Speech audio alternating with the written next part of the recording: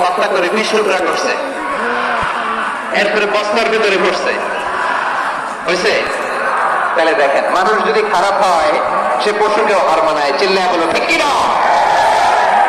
এমনও দুশ্চরিত্র মানুষ আছে যার বদ নজর থেকে, যার নজর থেকে 6 মাসের ছোট্ট মেয়ে থেকে শুরু করে 80 বছরের বৃদ্ধারাও নিরাপদ নয়। পশুকেও হার মানায়। মানুষ মানুষের খাওয়া জ্বালিয়ে তাকে মার করে দেয়, জন্মের পর দাঁড়ায় দেয়, এরকম আসলে নাই।